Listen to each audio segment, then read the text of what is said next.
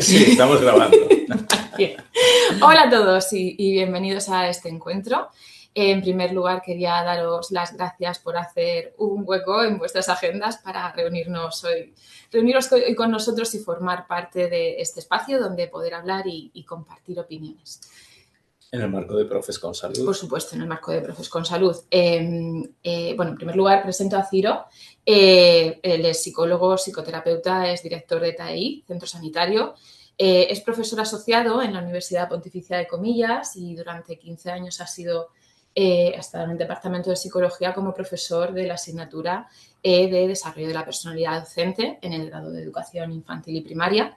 Además, también es profesor del máster en Psicología General Sanitaria de la misma universidad y ha estado durante 5 años trabajando como responsable del área pedagógica y de recursos humanos de la red de colegios de la Fundación Educación Católica, lo cual aporta al proyecto de Profes con Salud pues, un fuerte conocimiento, experiencia y contacto con la realidad educativa. Tenemos también a Lourdes, que ella es psicóloga y psicoterapeuta de TAEI y también es la coordinadora de formación de Profes con Salud. Y bueno, yo soy Alba, soy psicóloga sanitaria, máster en orientación educativa. Cuento con más de 14 años de experiencia en el área de recursos humanos en distintas empresas y en consultoría. Y bueno, desde hace un tiempo buscaba avanzar en mi carrera hacia un área que estuviera más relacionada con la psicología. En mi camino se cruzó Ciro, me presentó y me habló del proyecto de Profes con Salud y me uní, la verdad, entusiasmada porque bueno, entiendo que este proyecto además junta como varias áreas que para mí son bastante interesantes, que es por un lado la psicología, la educación y las organizaciones. Y bueno, al final las escuelas también son organizaciones donde la gente trabaja y mucho y también se desgasta y también se cuida. Aparte de ya el nivel que me puede suscitar de interés desde que soy madre, que todavía la educación ha cobrado una importancia mucho más especial para mí. Disculpa que te interrumpe, ¿quieres que avancemos en la presentación? Porque igual ya hay material de lo que vas contando. Sí. Pues entonces toma tu control, Vale. Simplemente dándole aquí a barra, avanza. Ok, de acuerdo. ¿Qué es Profes con Salud? Bueno, pues por daros un poquito más de contexto. Profes con Salud nace en TAEI, es un proyecto que pivota sobre el centro sanitario donde ofrecemos servicios de psicoterapia, psiquiatría, educación para la salud y programas de bienestar para las organizaciones educativas. Y bueno, además pues brindamos una perspectiva focalizada en la emoción y sensible al trauma. Y bueno, este proyecto, por un lado, parte del conocimiento de primera mano a ver, un segundito. Sí, este proyecto parte del conocimiento de primera mano de la realidad docente, por un lado, del aumento exponencial que están teniendo en los últimos años las demandas de ayuda por parte del profesorado, que se refleja incluso en los servicios de apoyo ofrecidos por los sindicatos del sector y, por supuesto, del deseo de ayudar a que los centros educativos sean un lugar seguro y acogedor para todos, tanto alumnos como profesores. Y bueno, considero que estamos en un momento bastante interesante. Por fin se está reconociendo la importancia de la salud mental en la escuela en general. Además, cada vez hay más conciencia sobre la necesidad de cuidar al docente y creo que eso ya en sí es una buenísima noticia. Pero también observamos que todavía cuesta un poquito integrar la salud mental como parte estructural del sistema y que suele quedarse más bien en un apoyo puntual. Y ahí es donde Profes con Salud quiere aportar algo diferencial. Partimos de una idea muy clara. La salud mental docente no es solo una cuestión de bienestar individual, sino una variable que impacta directamente en la calidad educativa y la sostenibilidad de los centros. Y desde esta perspectiva, pues proponemos un modelo que articula 3 niveles que son complementarios entre sí. En primer lugar, proporcionar una formación dirigida a docentes que no se limite a herramientas aisladas, sino que fortalezca competencias profesionales y su identidad dentro del proyecto educativo al que pertenecen.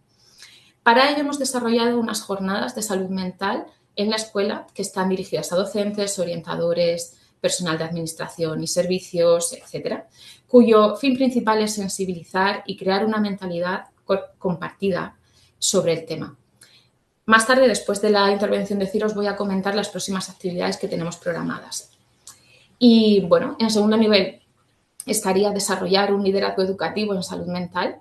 Las instituciones y los equipos directivos necesitan herramientas para sostener un discurso coherente de salud mental positiva, poder detectar necesidades y canalizar recursos.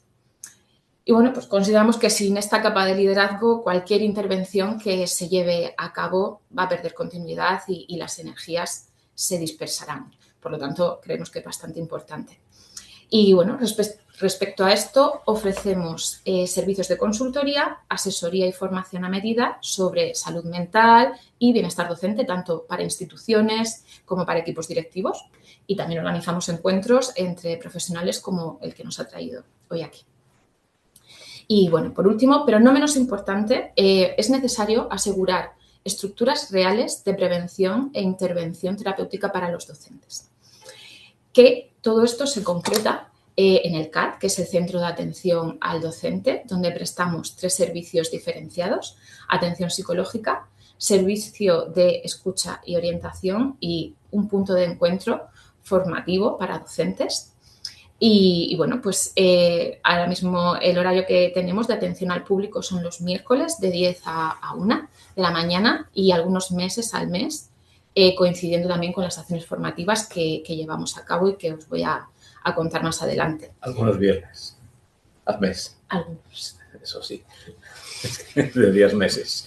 Perdón, quería decir algunos viernes al mes, sí. Bueno, está en modalidad presencial aquí en Madrid, pero también lo tenemos en modalidad online para profesionales que estén en cualquier punto de España.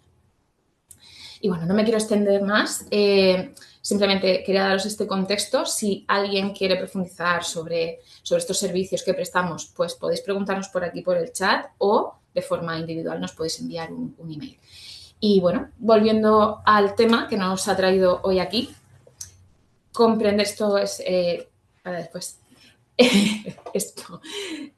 Comprender el absentismo laboral en la docencia es pues un tema que provoca gran interés por el impacto que supone para los centros educativos y que afecta también a la calidad de la enseñanza en España. Así que, Ciro, te doy el relevo para que puedas abordar este tema. Muy bien, muchas gracias, Salva.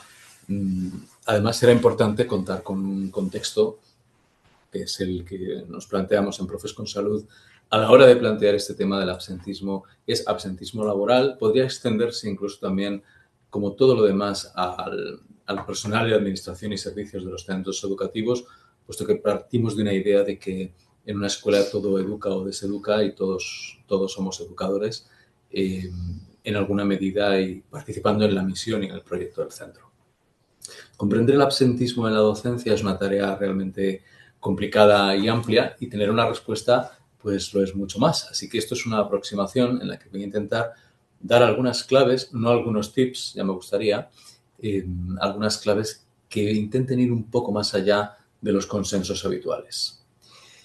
Encuadrando el tema, podríamos decir que el absentismo laboral y particularmente el absentismo en la docencia es un problema social, de salud y económico de gran escala ahora mismo en España y que, aunque en el sector educativo no tiene las tasas mayores y más altas, sí que supone lo que podríamos llamar verdaderos destrozos, porque en un momento dado una ausencia, aunque es relativamente reemplazable con los excesos de ratio, implica simplemente cargarse los apoyos y en ese sentido, aparte de quemar al personal, supone también un deterioro del servicio que se ofrece. Y en ese sentido, indagar en ello no es tontería, es algo muy importante, pero no solo por las cuestiones inmediatas económicas o de salud laboral del momento, sino porque tiene que ver con la cultura organizacional, con el proyecto a largo plazo de cómo vamos a tratar las relaciones humanas en el centro de trabajo.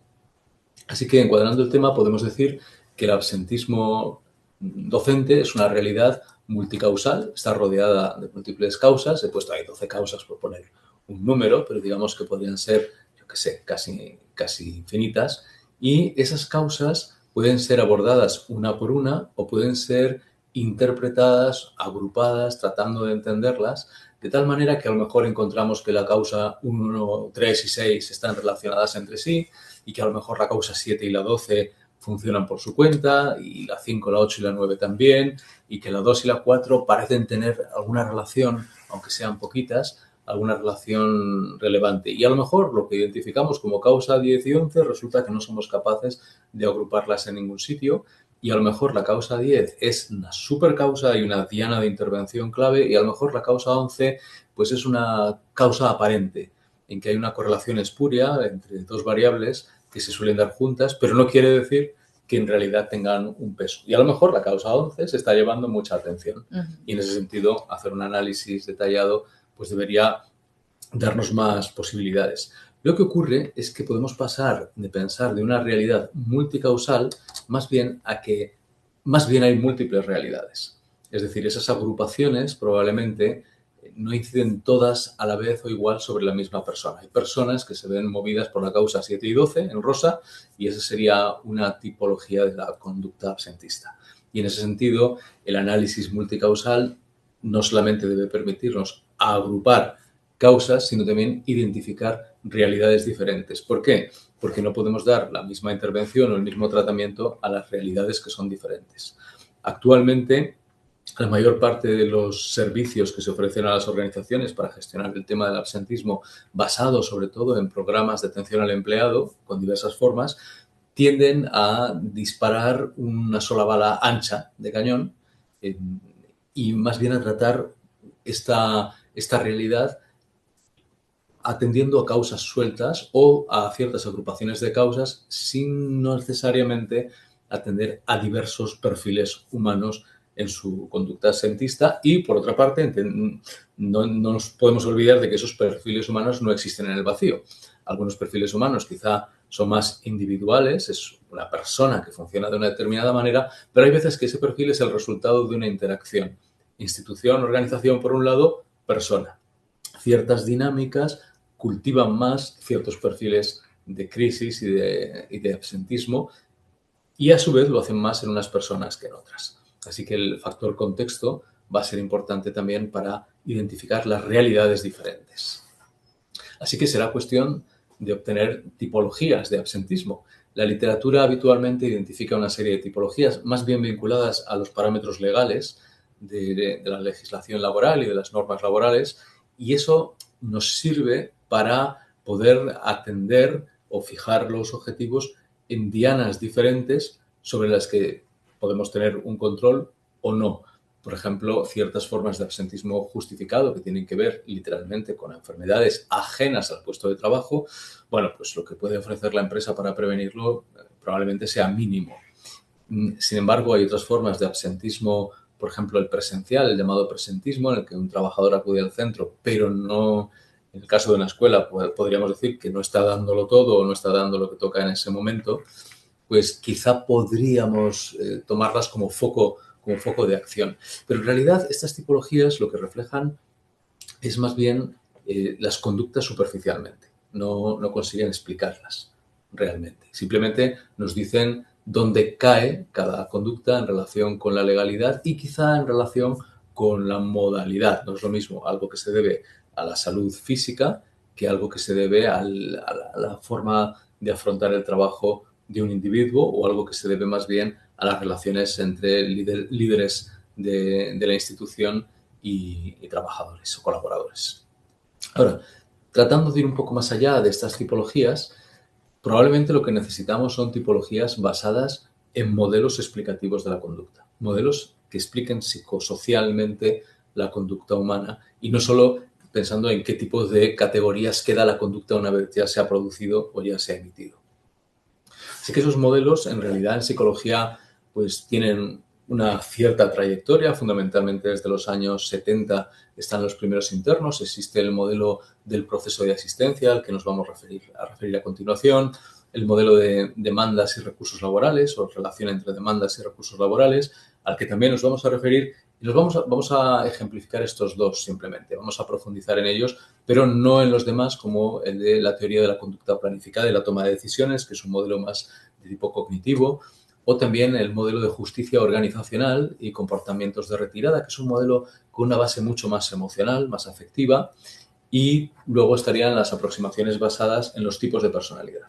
Y aquí el modelo de los Big Five en la clasificación de estilos y tipos de personalidad tiene algo que decir, pero a mi juicio esencialmente lo que establece son más bien perfiles humanos basados en correlaciones, no tanto en explicaciones de la dinámica interna de las personas, aunque no es incompatible. Puede utilizarse y buscar en cada estilo de personalidad el aspecto o la dinámica psicológica que más incide en la conducta absentista, los cuales, a su vez, serían mejor explicados como cada estilo de personalidad recala en una conducta absentista y algunos no, porque sean más protectores, serían más explicables también aplicando los distintos modelos anteriores sobre cada estilo de personalidad y su vínculo con la conducta absentista. Pero repito que tanto la teoría de la conducta planificada como de la justicia organizacional y los tipos de personalidad ahora no los vamos a abordar y abordaremos el modelo de proceso de asistencia y de demanda como ejemplo de explicación psicológica. No es un ejemplo que lo agota todo, simplemente es un ejemplo y en futuros encuentros, formaciones y demás podemos profundizar en el resto y tratar, que este es nuestro objetivo, de llegar a un modelo de síntesis que incida en los aspectos que creemos que son más relevantes. Y bueno, habría que añadir en general el modelo de riesgos psicosociales y salud mental en el trabajo que incide en qué aspectos de la realidad laboral constituyen una amenaza para la salud que se va a manifestar en formas de absentismo a veces justificadas, de tipo baja por incapacidad temporal, y a veces no justificadas, o por lo menos no justificadas legalmente, pero sí entendibles por cómo le está afectando a una persona su experiencia de trabajo en combinación con su experiencia de vida y, por tanto, cómo reacciona de formas que a veces no necesariamente son alineadas con la organización y con los valores de la organización. Por ejemplo, una persona puede reaccionar pensando mucho, lo que hoy en día la gente dice sobrepensar, obsesionándose, y eso, bueno, quizá no es bueno para la persona, pero no incide sobre la conducta absentista, quizá un enlentecimiento de los procesos, quizá una tendencia a demorarse en entregas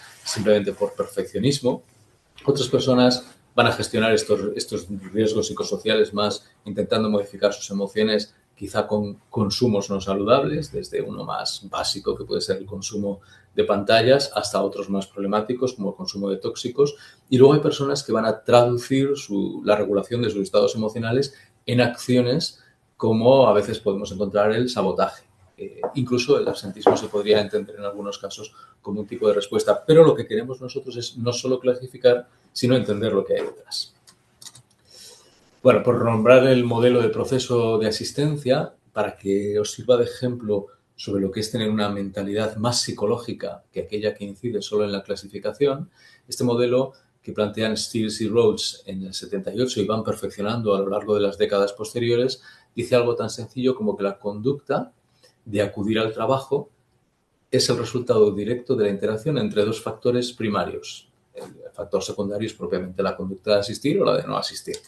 El primer factor es la motivación para asistir. Y dicen, ¿por qué una persona tiene motivación para asistir? Y ellos lo simplifican o lo organizan en torno a la interacción entre la satisfacción laboral, que a su vez nos llevaría a preguntarnos por qué una persona está satisfecha o no está satisfecha, cómo de satisfechas están las personas. Las encuestas de satisfacción nos van a dar más la intensidad de esa satisfacción y no siempre y no tan claramente las causas de esa satisfacción o no. Los modelos psicológicos de satisfacción nos van a decir sobre qué variables incidir, aunque yo creo que todo esto tiene un aterrizaje particular en un centro educativo. No es lo mismo una fábrica de montaje de coches o una consultora que un colegio o que un hospital. En fin, el modelo de Stiles y Rhodes plantea que la motivación para asistir es el resultado de la interacción entre la satisfacción laboral del individuo, que puede estar mediada por el clima laboral, por múltiples variables más grupales, y las presiones que lo impulsan a presentarse en su puesto, ya sean presiones internas o sean presiones externas. Las presiones internas pueden ser desde una alta autoexigencia hasta una amenaza de que no puedo decir en casa que no estoy yendo al puesto de trabajo, porque se armaría la mundial, me preguntarían qué me pasa. Y las presiones externas a veces son un alto control de la asistencia, eficaz control de asistencia con una cultura de penalización efectiva, que implica que si no voy, pues pierdo el puesto de trabajo. Otra cosa son las dinámicas que se enredan, en las que esto se puede sortear con diversas formas de baja laboral por causa médica, que suelen ser catalogadas como bajas por enfermedad común o por contingencias comunes, y otras veces más de carácter de salud mental, en las que no se puede penetrar porque es un sector, un santuario de intimidad, pero que muchas veces sabemos que tienen más que ver no con ficción de trastornos, sino con cuadros repetitivos recurrentes sobre los que la persona no tiene mucho control, pero que acaban siendo instrumentalizados como protección frente a un ambiente que se siente aversivo. Dicho de una manera sencilla, una persona tiene ansiedad y dice, yo me cojo la baja. Es una expresión que a mí siempre me ha sorprendido, el me cojo la baja, porque aparte de que la dinámica es voy al médico, el médico hace una valoración y valora si me da la baja o me da un reposo de 3 días. Sin embargo, hay personas que ya tienen esa predisposición que debe ser entendida como una conducta con un significado en su contexto. Y hacia ahí es hacia donde queremos caminar. Bueno, pues para el modelo de asistencia determina que una persona va a ir al puesto de trabajo en función de si tiene motivación para asistir y de si tiene capacidad para asistir. Entonces, la capacidad física es la primera. Cuando el apagón, pues nadie tenía capacidad prácticamente para asistir. Cuando la tormenta de nieve Filomena en Madrid, pues de repente había muchas dificultades para asistir, pero ahora sí veías personas camino de los hospitales, caminando sobre la nieve y demás. Bueno, los que pudieran. Luego está la capacidad logística, no solamente por tema de medios de transporte, sino hijos, familiares enfermos, al cuidado, etcétera. Y esto va a modular la asistencia o no, el absentismo o no. Por supuesto que como organización podemos incidir de maneras diferentes sobre la capacidad logística, a veces la física, porque logístico-física, porque te pone la empresa un transporte, un autobús con puntos de recogida, etcétera, y otras veces incidiendo más en aspectos de logística, lo cual encarece los costes del trabajo realmente, pero a su vez, si viene compensado por una productividad, pues puede entenderse. Ahí los colegios, los institutos, los centros escolares, los centros educativos, pues tienen unas capacidades limitadas realmente. Pero este modelo no lo explica todo, aunque no se entrena en una manera de pensar en el absentismo más allá meramente pues, de las clasificaciones con las que contamos habitualmente. Vamos con otro modelo, el modelo de demandas y recursos laborales. Job Demands and Resources, por decirlo en su original en inglés, porque se le conoce por las siglas. Este integra dos tradiciones de investigación, una es la del estrés laboral y otra es la de la motivación, que tienen su historia y su vida propia, y contempla varios procesos. Uno que tiene que ver con el proceso de deterioro de la salud, que nos dice que este proceso de deterioro de la salud y que va a conducir al absentismo se activa cuando las demandas del trabajo son excesivas o crónicas, o excesivas y crónicas. Y distinguen entre demandas desafiantes y demandas obstaculizantes, que serían aquellas que, bueno, las demandas desafiantes implican que uno dé más de sí, incluso hasta se puedan motivar con dar más de sí, pero también eso puede llevar al agotamiento, al burnout, por ejemplo, al síndrome de estar quemado, y obstaculizantes serían verdaderas demandas que son barreras, ¿no? Desde una hostilidad en la dirección, pasando por una tremenda cuesta arriba para llegar al puesto de trabajo sin una pasarela en la que apoyarse y cubierta de hielo en invierno. Bueno, pues eso a lo mejor es una demanda muy externa, obstaculizante, pero que puede llegar a ser excesiva. Y aquí quiero introducir una reflexión, dependiendo del perfil humano. Hace poco me contaban en una universidad que habían habilitado una cuarta planta de un edificio que estaba previsto que pudiera ser transformada en aulas, pero hasta durante años había sido una azotea. Por necesidades de espacio habilitan la cuarta planta y el ascensor, porque es una infraestructura más compleja, llega hasta la segunda en este caso. Y los alumnos se quejan y elevan un escrito a la dirección de la facultad quejándose porque tienen clase en la cuarta planta. Alumnos de 21 años. con independencia de los temas de movilidad y de personas con movilidad reducida. Y aducen que les supone un deterioro de la calidad de su motivación para asistir y que les puede afectar como un obstáculo, ¿no? Como una demanda, en este caso del trabajo de estudiante, excesiva. Claro, uno dice, ¿dónde hemos llegado? En cualquier caso, el decanato respondió con una carta también muy bien fundamentada, no sé si ambas apoyadas en ChatGPT o no, en las que articulaban que por los vínculos de la titulación de la que se trataba con los estudios de salud y el tipo de facultad que era, consideraban cardiosaludable el subir esas 2 plantas de escaleras y que cuando el ascensor además estaba colapsado por hora punta, pues subir las 4 plantas. Bueno, la dirección lo tomó con humor, los alumnos no dejan de ser alumnos, si sabotean el sistema de trabajo va en detrimento de sus calificaciones realmente, pero cuando o si son absentistas va en detrimento de su aprendizaje o de su derecho a la evaluación, pero los trabajadores pues nos situamos no solamente en un continuo de qué acciones puedo hacer sin que tengan consecuencias para este perfil de trabajadores que consideraran ciertas dificultades no graves como afrentas personales o como limitaciones personales, pues entraríamos en una guerra, en una lucha. Entre yo me muevo hasta aquí, esto se considera una falta leve, esta falta prescribe y este tipo de dinámicas son tóxicas y a todos los administradores y administradoras de centros educativos y a las direcciones les resultan realmente quemantes. Y estaría bien no tener que llegar a estas cosas. Bueno, dice también, en cuanto al proceso de deterioro de la salud, que el individuo, al enfrentarse a estas demandas, debe movilizar recursos personales para mantener el rendimiento e incluso el compromiso con lo que está haciendo. Es decir, ponerse las pilas, que se ha hecho siempre. Pero que el uso continuado de estas estrategias de protección del desempeño agota sus reservas de energía. De nuevo, a unas personas parece que más, a otras personas parece que menos. Y esto conduce a un estado de agotamiento crónico y eventualmente a problemas de salud físicos y mentales. Agotamiento, ansiedad, etc.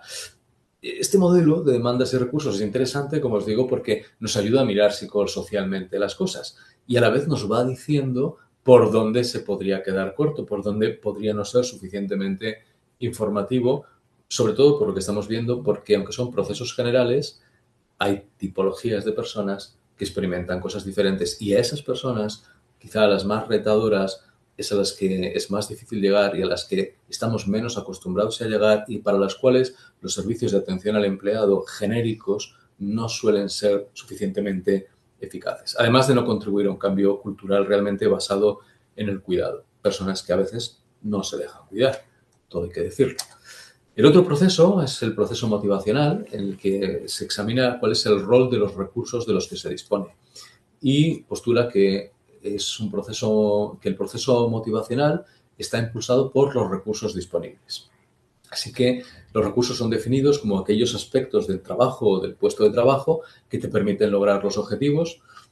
Bueno, en un momento dado recuerdo que la duda sobre si las pantallas, los libros digitales eran mejores recursos para lograr objetivos o si la pizarra convencional, la pizarra digital, esos pizarrones digitales que han llenado las aulas a veces con usos diversos, ¿no?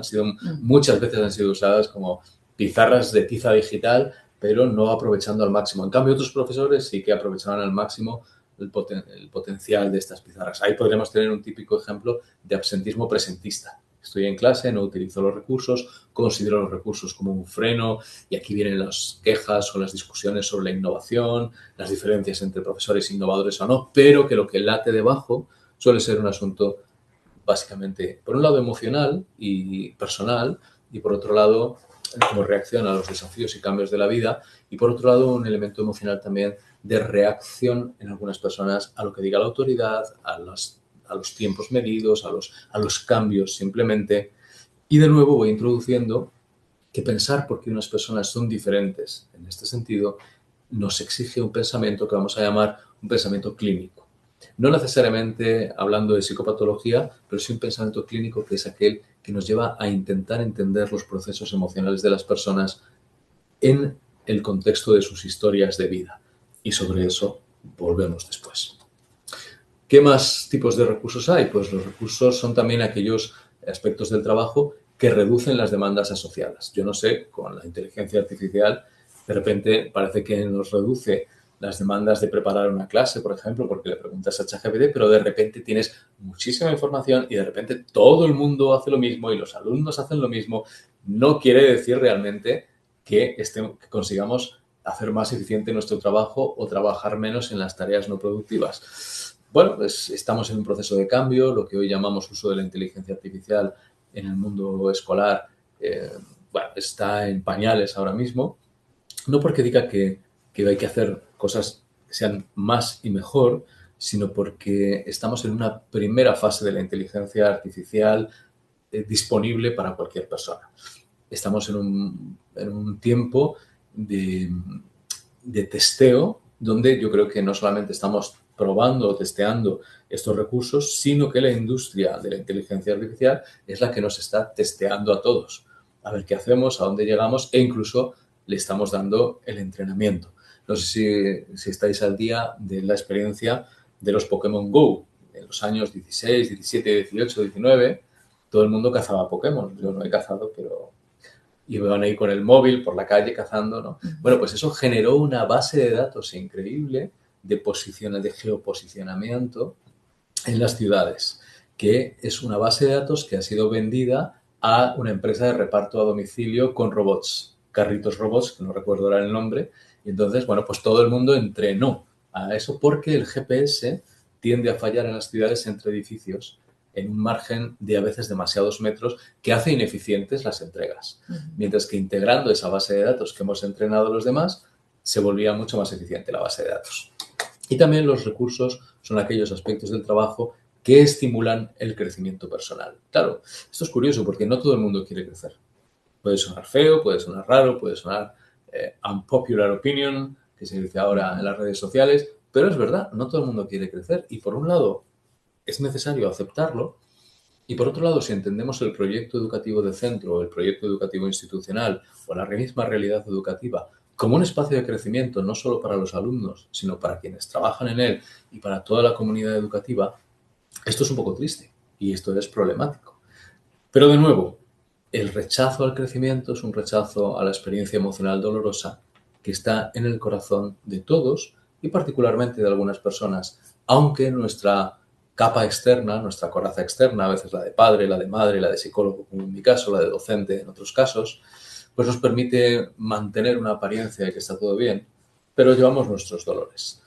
Y el rechazo del crecimiento es el rechazo de bucear en la propia experiencia subjetiva, en la propia experiencia emocional, porque hay heridas. Y aunque no nos guste en general hablar de esto, en el proyecto de Profes con Salud y la perspectiva de TAEI asumimos el dolor emocional como una realidad social y asumimos un modelo que permite dar cuenta de este sufrimiento humano y atenderlo, como os decía Alba, desde las primeras capas iniciales de asegurar una intervención terapéutica y una prevención en este nivel, hasta otras más de gestión desde el liderazgo de salud mental en el centro. Y por eso hablamos de salud mental docente directamente, sin ambajes, con toda la crítica que le podemos hacer a la expresión salud mental, pero para situarnos. Y luego tendríamos esa otra tercera capa más general, pues de crear una mentalidad en toda la comunidad educativa sobre qué esperar de la salud mental. En eso hay avances, por ejemplo, en la salud mental de los alumnos, en la salud mental familiar, y bueno, es relativamente más fácil mirar a la realidad externa con la que tropezamos que poder mirar la nuestra propia. Pero en el liderazgo educativo está el poder guiar y acompañar las miradas también a los puntos que son un poco más difíciles. Bueno, pues este proceso motivacional dice que la presencia de recursos, en teoría, genera compromiso laboral, implicación laboral, flujo, estado de flow, engagement. Y que, al contrario, la ausencia de recursos pues generaría desimplicación, rechazo, enfriamiento, distanciamiento, incluso a veces resentimiento. Claro, esto es una visión un poco mecánica, ¿no? Hay o no hay recursos, pero como en todo lo que estamos diciendo, diferentes personas experimentan los recursos de manera diferente y experimentan también de manera diferente la propia oferta de los recursos o el solo mensaje de que sería genial tener implicación, compromiso. De hecho, algunas personas, cuando les hablas de eso, tienden a oír más bien que les estás diciendo que no están comprometidos, aunque tú estés lanzando un mensaje general. Y esto es a lo que me refería con el tema del dolor emocional y las heridas que todos en un grado u otro tenemos y que son inevitables. Bueno, no es posible una solución tipo Ozempic para el tema del absentismo docente. Probablemente no lo es para ningún tema complejo, pero en este caso, por supuesto que no. Decía solución Ozempic porque no sé si conocéis el fármaco, pero es un fármaco para el tratamiento de la obesidad, pero que no actúa tratando las causas socioemocionales de la conducta de comer en exceso y hacer poco ejercicio. Con lo cual, en realidad es un fármaco que produce una serie de efectos que son contrarios a engordar y sí son a favor de adelgazar, pero dejan la solución fuera y además de una manera muy casi de ciencia ficción, porque ¿cómo se aplica el Ozempic? Eso que estáis viendo ahí son una especie de bolígrafos parecidos a los bolígrafos de adrenalina para las personas que tienen problemas de alergias, y que lo que se hace es simplemente uno se lo clava, es una microinyección que uno se pone y puedes dosificarla o manejar la dosis girando una ruedecita de 0,25 miligramos, 1 miligramo, 2 miligramos. Entonces está hecho para que ni tengas que ir al médico, ni tengas que ir a lo que antiguamente llamábamos el practicante, ni tengas que ir al centro de salud a que te pinchen ni nada. Y es una autoadministración que, por ejemplo, no creo que las inyecciones de heparina, que a lo mejor si habéis tenido una lesión, os habéis tenido que poner, la gente lo pasa mal para ponérselas. Esto realmente es un poco ¡zas! Agarro el bolígrafo, aplico la dosis. Bueno, pues no tenemos nada parecido. Todo lo que podamos hacer para manejar y para trabajar con el problema, con cualquier problema complejo, pero particularmente en este caso con el tema del absentismo, es todo, no solo es que no tengamos una solución tipo Ozempic, sino que es todo lo contrario. No solamente es difícil y complejo en términos técnicos, no se resuelve con clavarse una aguja, sino que el proceso que hay detrás es un proceso de desarrollo humano, de comunicación, de consciencia emocional, de conversaciones, de apertura a la experiencia, de encuentro, de enriquecimiento del liderazgo, pero también enriquecimiento de todos los docentes y colaboradores y, por tanto, de cambio cultural en la organización. Y en ese sentido, vamos a ver que quizá no nos van a ofrecer todo el mundo unos bolígrafos Ozempic para resolver estos problemas, pero hay soluciones en el mercado que tienen una tendencia a ser una especie de takeaway o que antiguamente se decía prêt-à-porter, como soy ya, se me nota que soy mayor, es decir, soluciones de compro implanto con plataforma. Eso existe y tiene un aporte, tiene un nivel de impacto.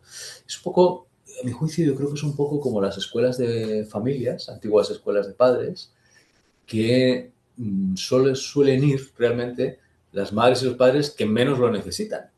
Mientras que aquellos en quienes tú estás pensando no son los que se te presentan el jueves por la tarde cuando habías propuesto la reunión. Aún así hay que hacerlas porque aquellas familias que se implican hay que cuidarlas también.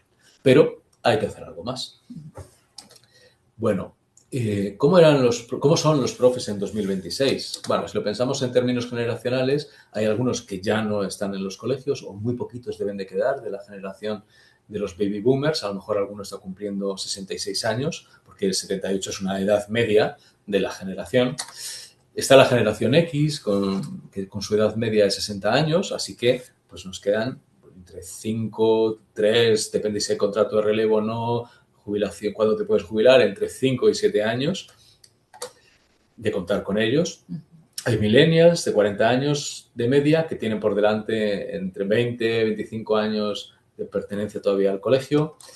Está la generación Z, que está en una media de 28 años, y quizá las incorporaciones recientes, pues todavía podríamos decir que están en la generación Z, personas de 24, 25 años, y cada uno pues son diferentes, pero no solo son diferentes entre sí, son diferentes en relación con su experiencia laboral, su experiencia de lo que es el mundo del trabajo. Y también son diferentes en las dificultades que experimentan, que suelen cristalizar en distintos patrones de absentismo, que es nuestro tema de hoy. Hay generaciones posteriores, no las he puesto porque todavía tardarán 5 años quizá en incorporarse a la siguiente generación. Su media de edad, o sea, su media de nacimiento es más bien en el 2013. Bueno, pues tienen que tener tiempo todavía para llegar a las escuelas, a los centros educativos, pero llegarán y habrá que anticiparse. Lo que pasa es que aunque sabemos cómo son ahora, no sabemos cómo serán en ese momento. Bueno, pues los baby boomers, nacidos en general tras la Segunda Guerra Mundial o cerca de la Segunda Guerra Mundial, porque nosotros también hemos nacido después de la Segunda Guerra Mundial,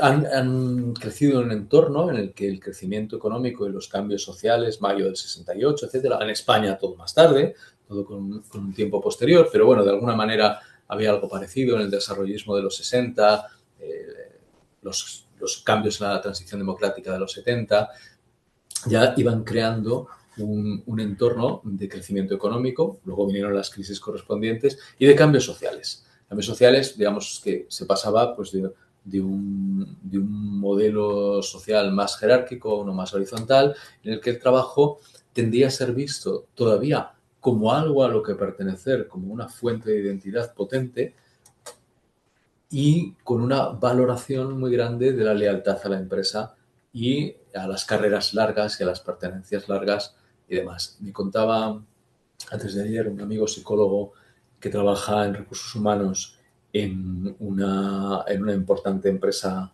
petrolera. Me contaba que tienen cada cierto tiempo la visita de los jubilados de la empresa, de la asociación de jubilados de la empresa. Y que, bueno, pues hay un trato afable, amigable, pero que son...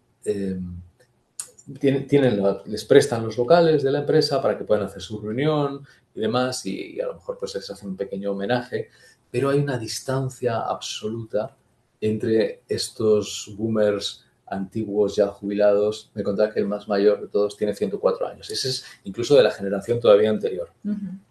Y que, bueno, pues que no hay ninguna conexión, no solo con las nuevas generaciones que están trabajando en la empresa, para las cuales esto mismo de ser jubilado y venir a tu empresa les resulta absolutamente ajeno. O sea, es como que no lo entienden, les resulta marciano del todo. Y no es que se sientan lejanos por el estilo de vida, incluso por la manera de entender pues cómo trabajar, sino la misma pertenencia a la empresa. Entonces, sienten pues una especie de rechazo extraño. No quiere decir que no tengan que aprender unos de otros, sobre todo los más jóvenes de los mayores, que son los que más podían aprovechar, y de hecho estaban haciendo alguna iniciativa para cómo establecer estos puentes generacionales para estimular el desarrollo humano de los más jóvenes. Lo que pasa es que en este caso era, sí, me parece muy bien, pero ¿por qué vienen otra vez? ¿Qué se olvidaron aquí? ¿Se dejaron la tablet o qué? Bueno, la generación X ya sí nos afecta más a nuestra realidad escolar propiamente. Vivieron la transición de lo analógico a lo digital, algunos muy poquito, otros más. Algunos pasaron de las tarjetas perforadas en los ordenadores a los discos flexibles, pero ya era una transición digital. Son más independientes, más escépticos en general, todavía más bien conservadores y perciben el trabajo de una forma más pragmática intentando priorizar la independencia y el equilibrio entre la vida personal y la laboral. Sin embargo, intentaron, porque la realidad es que probablemente no fue muy fácil y personas más jóvenes, pues entre los 30 y los 45, 50 años, todavía puedes tener la experiencia de sí, mi madre sí, era más posible que estuviera en casa, mi padre más bien trabajaba o vivía para trabajar y algunos empezaron a ser los dos trabajadores, pero no todos, ni mucho menos. Los profes en 2026, millennials, en torno a los 40 años, bueno, pues son la primera generación que creció con Internet. Sus valores más pregonados son la flexibilidad, la idea de propósito, la sensación de pertenencia a un mundo global, que justamente después pues, como se nos ha caído un poco encima con bueno, pues diferentes historias, desde el terrorismo hasta la guerra actual en Irán, pues esa visión ideal, el momento en que vimos el nacimiento de la Unión Europea con ilusión, las becas Erasmus, el moverte por el mundo, la ciudadanía global. Bueno, pues ahora de repente está un poco en crisis, en parte en entredicho, viajar se vuelve complicado, a veces por dinero y a veces por seguridad, y tienden a percibir el trabajo pues desde una visión más definida del propósito a reclamar cierto nivel de flexibilidad y valoran el desarrollo personal más que la mera permanencia en la empresa. Es quizá la primera generación que ha hecho rotaciones más insistentes. Claro, pensad que estos son afirmaciones generales para los puestos de trabajo en la industria en general, aunque haya muchas diferencias entre el convenio de oficinas y el convenio de siderometalurgia, pues el ámbito educativo tiene también sus matizaciones en esto. Y la generación Z, que ya está entrando en los coles, que muchas veces me cuentan a veces jefes de estudios que dicen, no sé cómo conseguir que no vayan con el móvil cuando los alumnos no pueden ir con el móvil por el pasillo. Bueno, tensiones de la vida. Son nativos digitales prácticamente, viven en las redes sociales, los teléfonos ya para ellos siempre han sido los teléfonos inteligentes, se muestran muy pragmáticos, preocupados por su salud mental, aunque en esto muchas veces lo que encontramos es más bien algo que para algunos ojos les veo frágiles, y el tema de la salud mental se convierte muchas veces en un discurso súper valioso al que nosotros nos apuntamos, pero muchas veces asociado al no me presiones.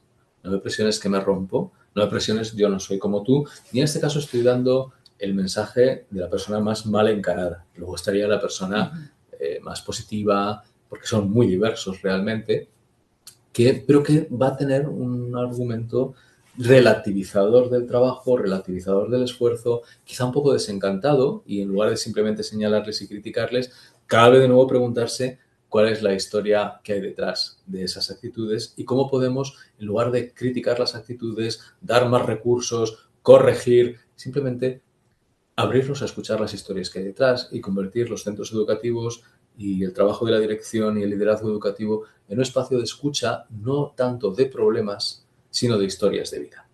Y esos son los que queremos ir insistiendo más adelante. ¿Cómo entienden el trabajo? Pues como una herramienta para su estabilidad económica y su bienestar, en un contexto en el que resulta que el trabajo, los salarios bajos y los costes altos no prometen mucho una estabilidad económica y tampoco un bienestar. Con lo cual, probablemente anden heridos o, de alguna manera, no sé si decir, decepcionados y algunos resentidos con lo que les ha tocado. Y, bueno, pues la desesperanza se expresa a veces con hostilidad o con resistencia. Dan importancia a la flexibilidad, a la salud mental y a la seguridad laboral, pero entendida la seguridad laboral quizá más como no me puedes echar, pero yo sí me puedo ir. Es una tensión con cierto desequilibrio.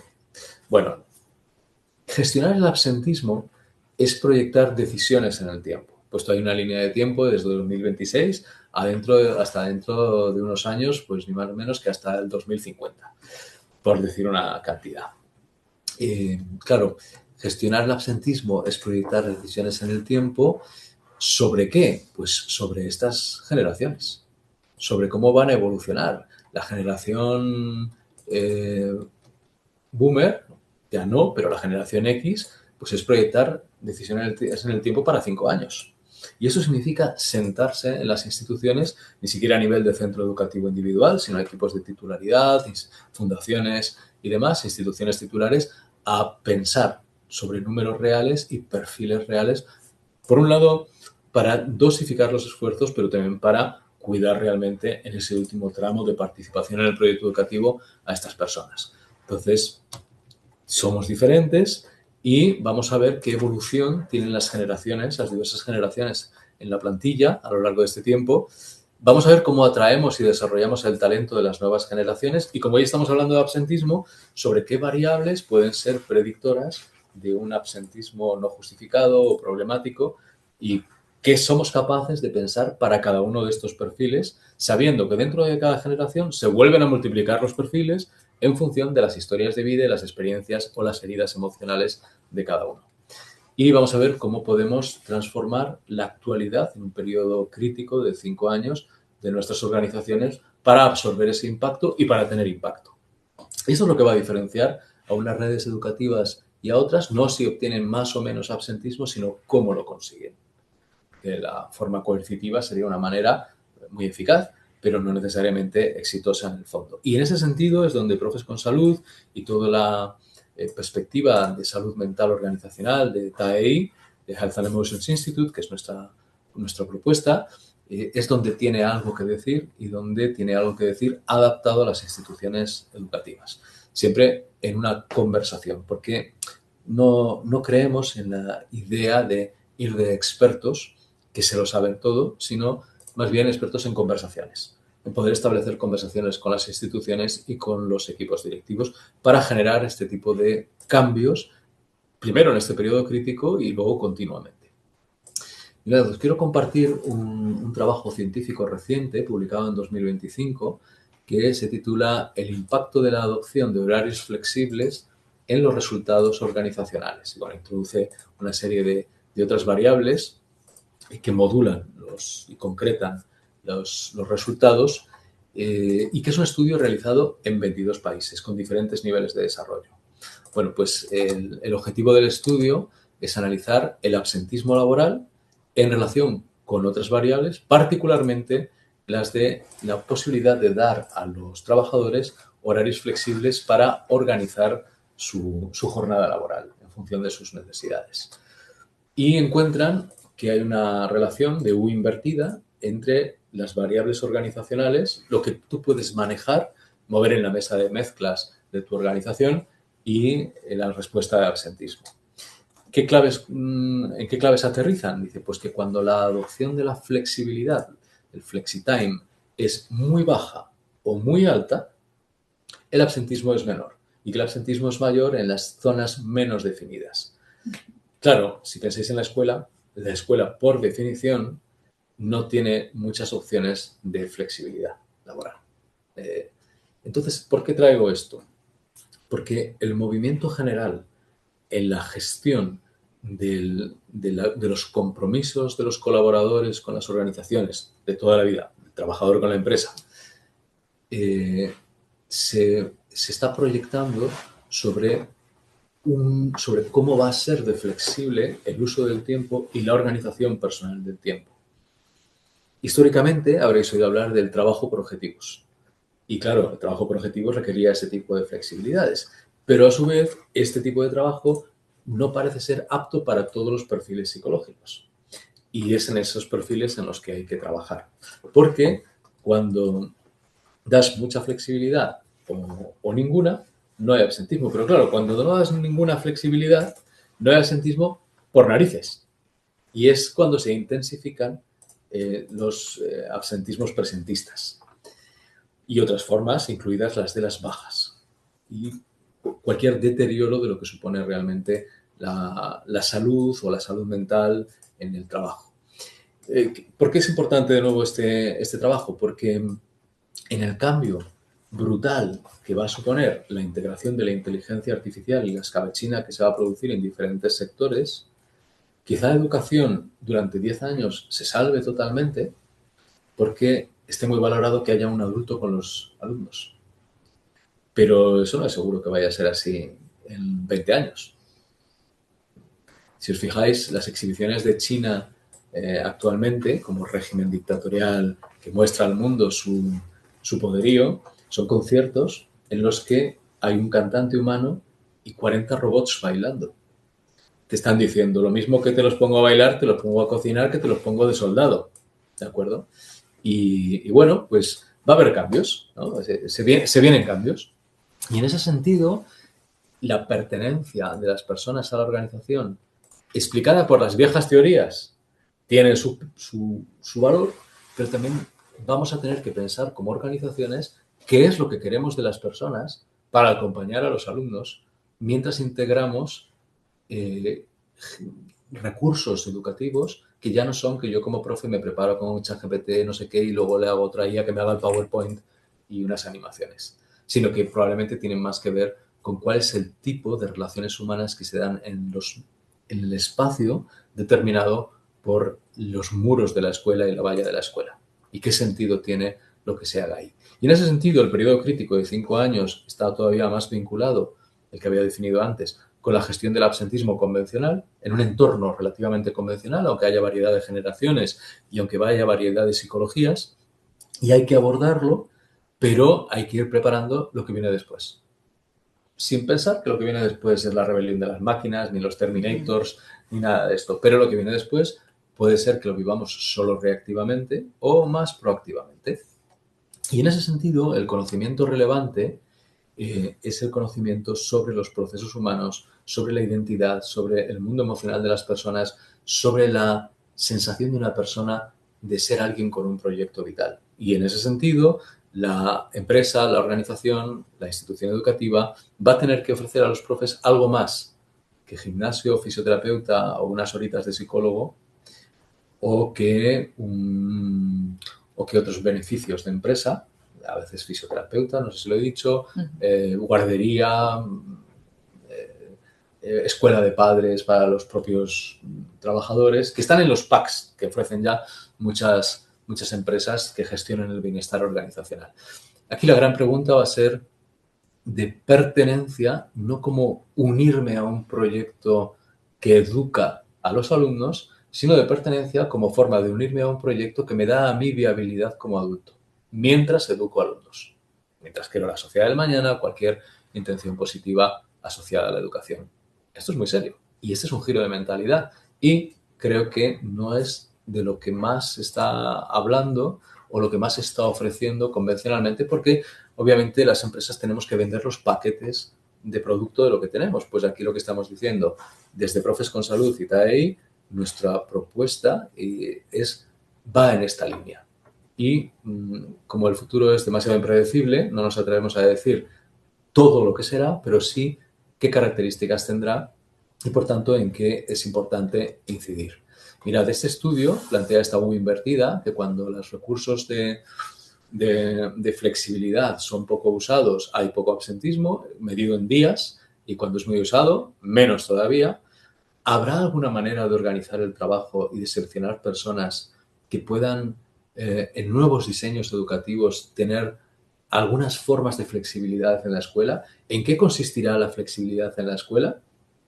Dado que quieras que no hay que cumplir de lunes a viernes con estar ahí, pero ¿qué tipos de actividades se pueden incluir en el currículum que impliquen otras formas de participación que puedan ser equivalentes a este flexi-time, a esta organización flexible del trabajo? Por ejemplo, se habla del job crafting, que sería el hacer artesanía con tu trabajo, es el diseño de tu puesto de trabajo, de cómo quieres que sea. Bueno, eso va a ser un choque con la burocracia, por supuesto, pero probablemente, si hay un movimiento en el sector educativo más las presiones de la realidad, a lo mejor la realidad política también o la legislación educativa también evoluciona. La otra curva sería la de la relación entre la rotación, la salida del centro por cualquier motivo o desvinculación o simplemente ausencia temporal o por baja, y el uso de estos recursos de flexibilidad. Bueno, estos son datos de 22 países y sobre diversos sectores, pero nos dicen que la capacidad psicológica de los individuos y la capacidad de las comunidades educativas para introducir la flexibilidad es determinante a la hora de estar en el puesto y, de ser posible, de estar de una manera comprometida. Y que no se puede obviar y que hay que pensarlo. Y por eso la evaluación de cada situación educativa tiene que ser absolutamente individualizada, no solo porque va a dar puntuaciones diferentes, sino porque en variables diferentes distintas variables van a ser más relevantes a la hora de diseñar una intervención. Reflexionando, ¿qué nos da que pensar respecto a la realidad de las organizaciones escolares? Bueno, algo lo he ido anticipando, pero por concretarlo diría que buscamos un abordaje psicosocial focalizado en la emoción, entendiendo por emoción el núcleo de la experiencia humana, de las respuestas automáticas que tienen dominancia sobre el pensamiento racional, que van a colaborar con el pensamiento lógico-racional, pero que tienen dominancia. Cuando yo experimento algo, yo ya estoy de una manera determinada y mi pensamiento llega detrás y llega tarde. A ser posible, tiene que completar y, por tanto, es más importante cuál es la primera reacción emocional. Y esto nos lleva a un concepto que es el de intencionalidad, que diferenciamos del concepto de intención. Intención es lo que de manera explícita quiero hacer. Mi intención oculta era, pero la intencionalidad se refiere a cómo vive una experiencia en el mundo subjetivo, consciente e inconsciente de una persona. En ese sentido, A veces yo puedo darme un atracón en la nevera por ansiedad, pero en el fondo estar castigándome por haber hecho algo mal. Y otra persona se da el atracón también por ansiedad, pero simplemente para calmar el miedo que tiene a fracasar. Y en ese sentido la intencionalidad es siempre un descubrimiento. Nadie te lo puede revelar. Es un descubrimiento que se basa en la capacidad de autoconsciencia, y esa capacidad de autoconsciencia en tiempo real del mundo emocional es lo que va a diferenciar verdaderamente a las personas a la hora de establecer relaciones de colaboración, relaciones de intimidad, relaciones de cercanía, relaciones de enseñanza-aprendizaje y relaciones de cooperación en el mundo del trabajo con tus compañeros, con tus jefes, con la institución, etcétera. Por ejemplo, los sabotajes de algunos trabajadores se entienden mejor en términos de intencionalidad, porque hay un significado personal singular, y también algunas conductas de riesgo o seguridad se entienden mejor desde esta perspectiva. Y por eso esto requiere un enfoque clínico basado en que una persona pueda acceder a su mundo emocional, atenderlo, articularlo en la consciencia y convertirlo en una explicación de sí mismo, de una pequeña conducta o de cuál es mi proyecto de vida o cuál es mi manera de estar vinculado en este trabajo. Así que nos preguntamos qué dice la conducta de esta persona, incluida la conducta de absentismo, del tipo que sea, qué dice acerca de la vida de esta persona. No acerca de su personalidad, no acerca de cómo es, sino acerca de qué ha vivido, de tal manera que ciertas emociones están más presentes y ciertas respuestas para regular ciertas emociones no solamente están más presentes, como darse un atracón, sino tienen significados diferentes. Darme un atracón para castigarme por algo que hice mal, o darme un atracón para atontarme y calmar la ansiedad de miedo a fracasar por eso mismo que hice mal. Y qué dice, por tanto, de su vida en este centro. ¿Qué dice esta conducta de la vida de la persona en este centro? ¿Qué ha experimentado en este centro? Aunque aparentemente dos personas hayan vivido lo mismo. No es verdad. Cada persona vive cosas diferentes simplemente porque en un momento dado coincidió con otras personas o porque esa persona es diferente. Sea como sea, esa persona en el centro ha experimentado el poder de la jerarquía de maneras diferentes, el poder de las normas de maneras diferentes, y ese poder no siempre ha sido perfecto. A veces fallamos en nuestra manera de dirigir escolarmente, a veces ejercemos un poder negativo, otras veces positivo y lo hacemos muy bien, y otras veces pues no hacemos cosas porque no sabemos, porque estamos cansados, porque también somos trabajadores, porque por lo que sea, porque no sentimos un respaldo institucional más arriba mayor. A veces no se ejerce ese poder y se convierte en un poder negligente, lo cual supone, desde esta perspectiva, que las personas, incluso no solo en su vida anterior, sino en su paso por el centro, sea un año, o sean 5, o sean 10, o sean 20, han experimentado diferentes formas de amenaza que les han hecho sentir de determinadas maneras. Entendamos por formas de amenaza no que llegue tu directora y te amenace, sino que algunas necesidades tuyas a las que seas muy sensible por algún elemento de la vida en el centro se han visto amenazadas esas necesidades. Y tu respuesta emocional automática se ha instalado en ti como una manera de estar y de sentir y de percibir a la dirección, a los compañeros, a la tarea, a lo que hay que hacer.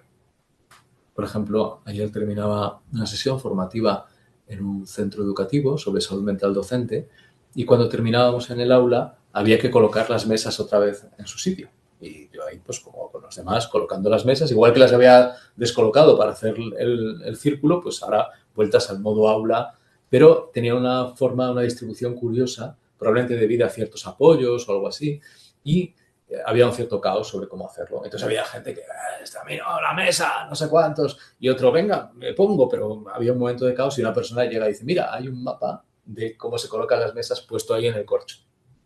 Y entonces, con ese acto de liderazgo, algunas personas nos unimos a ello, pero también alguna otra persona se fue enfadada, porque es que hay que dejar no sé qué, porque no tengo tiempo. Bueno, eso quiere decir, la persona que se fue enfadada porque no tenía tiempo y se tenía que ir, no podía colocar las mesas, éramos 12, tampoco éramos millones. Esa persona probablemente ha experimentado alguna amenaza, alguna necesidad suya de reconocimiento del valor de su tiempo o lo que sea, y está reaccionando con enfado cuando por dentro probablemente lo que siente es alguna forma de rechazo o vergüenza o haberse sentido poco tenida en cuenta. Repito, puede haber sido en su historia de vida, o puede haber sido en la historia del paso por el centro o en la interacción entre ambas. Bueno, pues ante este tipo de complejidades que se traducen en las respuestas que las personas dan a sus amenazas, a las amenazas vividas y a sus emociones, ante esto es ante lo que nos tenemos que preguntar de qué va la conducta absentista en un momento dado, cuál es la complejidad concreta y por qué para algunas personas no valen las medidas generales o van a tener un impacto muy reducido o incluso las van a rechazar. Así que nos preguntamos qué historia nos cuenta la conducta de la persona y qué historias queremos que las personas cuenten en el futuro. Aquí viene la parte proactiva. ¿Qué podemos hacer para que dentro de 5 años diferentes personas, incluso aunque vengan relativamente heridas, puedan contar otro tipo de historias? ¿Basadas en qué? En lo que no pueden decir de primeras, que estarían en sus intenciones más explícitas, pero que sí está en su comportamiento y en la intencionalidad de su conducta. Así que el cuidado de la salud mental sería entendido de otra manera, más desde una perspectiva narrativa, de historias de vida de las personas, de nuevas historias que se pueden crear basadas en experiencias nuevas y pivotando sobre la experiencia emocional, que es la que manda. Y si quieres, dicho muy sintético, sentirse seguro o no sentirse seguro. Y bueno, hay un tema que es el cuidado del desarrollo moral, que hace referencia no a la ética o a la moralidad, sino al tipo de maneras que en tiempo real una persona tiene de juzgar lo que es bueno y lo que es malo, lo que le ayuda y lo que no. Y visto desde lo que acabamos de decir, de lo que me tengo que proteger y frente a lo que me siento seguro. Entonces hay personas que han interiorizado formas de juicio moral sobre lo que es bueno o no, a veces demasiado, vamos a decir, poco morales. Y llevan a decir, es que como me han tratado mal, yo me llevo un paquete de folios, que es de toda la vida, ¿no? Entonces no nos gusta eso, pero tiene un sentido en la historia de vida de la persona. Aquí no me puedo extender porque el tema de desarrollo moral es bastante largo y complejo, pero complejo no quiere decir difícil de entender, quiere decir que tiene bastantes piezas. Vamos a decir que no es una tortilla francesa, es un cocido maragato, que tiene más cosas, o madrileño con sus vuelcos. Así que, llegados hasta aquí, gracias por vuestro interés. Espero que os haya ayudado en la búsqueda de respuestas, quizá no en tener las respuestas simplemente, que podamos seguir conversando sobre este tema de tener respuestas. Y ahora volveré a poner la presentación, pero prefiero que nos podamos ver un momentito todos. Y que, bueno, pues que podamos seguir hablando sobre el tema del absentismo, porque es una realidad que se impone, que está ya impuesta porque está ultra presente y que además no contamos, creo, con las respuestas estándar, sobre todo de aquí a 5 años. O sí contamos con las respuestas estándar, pero no creo que realmente puedan ser lo que resuelva o lo que nos dé lo que necesitamos. Y bueno, si hubiera cualquier pregunta, pues estamos para ello, estamos poquitos, así que serán pocas. Si tú, Alba, quieres comentar cualquier cosa, abierto totalmente. Después de este intento de plantificar una mirada al tema, pero que en el fondo pues no es más que abrir y vamos a ver cómo cerramos en los casos concretos en los que tengamos la oportunidad de trabajar con vosotros. Muy bien, pues muchas gracias, Ciro. La verdad que ha sido bastante interesante. De momento yo no me ha surgido ninguna duda, me ha quedado todo bastante claro tu visión. No sé si alguien quiere hacer alguna pregunta o si no paso a explicar cuáles son las próximas actividades. Perfecto, porque además en esas actividades en muchos casos habrá ocasiones de encuentro justamente para tener este tipo de conversaciones.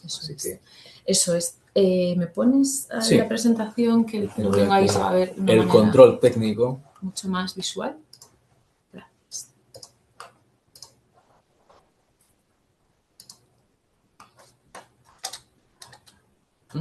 Espérate, ¿Esta es la tuya? Que me he ido al final del todo. ¿Dónde has dejado? Ahí. Aquí. Muy bien. Vale, quedo con el control yo. Bueno, pues las próximas actividades que tenemos programadas. Bueno, para el 10 de abril vamos a tener una segunda edición de talleres gratuitos. Van a ser 4 talleres que se van a impartir de manera simultánea, por lo tanto, va dirigido a profesores. Cada uno debe de elegir un taller al que acudir y se van a hacer aquí en TAEI. Y bueno, pues los talleres podéis ver aquí la temática. Tratarán sobre autoestima docente, ansiedad, identidad profesional, autocuidado, las emociones, la autorregulación emocional, el sistema nervioso, ya, pero no desde un punto muy demasiado profundo, sino desde un punto pues mucho más cercano para todo el mundo y accesible. Y bueno, pues os pasaremos información para quien esté interesado, os pasaremos el QR de inscripción porque todos estos talleres sí que requieren una inscripción previa. A mí me gustaría decir que os animamos mucho a venir, Sí, a por supuesto. compartirlos con vuestros amigos, docentes, con vuestros amigos, con otros compañeros de trabajo y que aprovechéis que son gratis porque son para daros a conocer el Centro de Atención al Docente de TAEI, de Profes con Salud, y para que nos podamos conocer en persona en otro nivel mucho más distendido, relajado y práctico, además. Los talleres están impartidos por miembros del CAD, del Centro de Atención al Docente, y bueno, nos vamos a enriquecer mucho también con vuestras aportaciones. Son breves. Este viernes 10 solamente hay opción de apuntarse a uno porque son simultáneos, pero la idea es repetirlos y que haya opciones de ir pasando por todos o incluso ir incorporando temáticas nuevas en función del feedback que nos deis. Eso es. Y bueno, también tenemos previsto un poquito más adelante, para finales de mayo, 22, 29 y 5 de junio, un curso de salud mental docente donde pues, nos vamos a enfocar en comprender la salud mental desde una perspectiva más integradora, desarrollar habilidades de autoconocimiento psicológico, adquirir estrategias de autocuidado emocional, digamos que va a ser de una manera mucho más ampliada y más cercana todo el contenido de estos talleres que vamos a tener, pues los vamos a aplicar de una manera pues mucho más directa. Directa, sí, y bueno, y la palabra que quería usar es que va a ser más intensivo también. Claro, todo. Y además insistiendo, digamos, en los elementos comunes de esos talleres. Había ansiedad, autoestima, etcétera.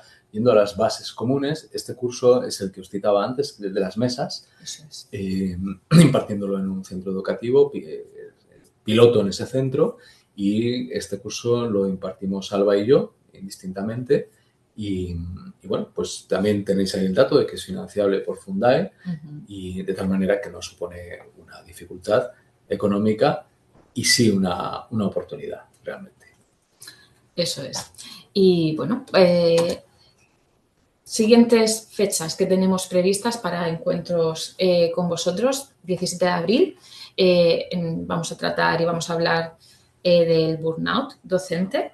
Para el 8 de mayo, sufrimiento emocional docente y bueno, próximamente os iremos informando de más actividades que tengamos agendadas, pero bueno, de momento apuntar estas fechas para que se os queden guardadas en vuestra agenda y bueno, y esperamos pues poder encontrarnos con vosotros en las siguientes ediciones. Fijaros que hablamos de jornadas para equipos directivos de alta dirección porque queremos que el mensaje llegue a quien toma las decisiones, pero en realidad es válido para todos, no son excluyentes, estos encuentros son como este de aquí, que en esta ocasión lo tenemos online.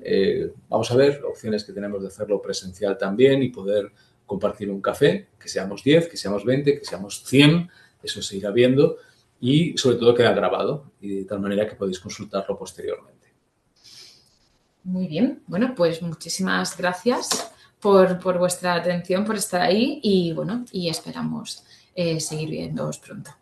Así que hasta aquí hemos llegado por hoy. Muchas gracias. Gracias. Hola.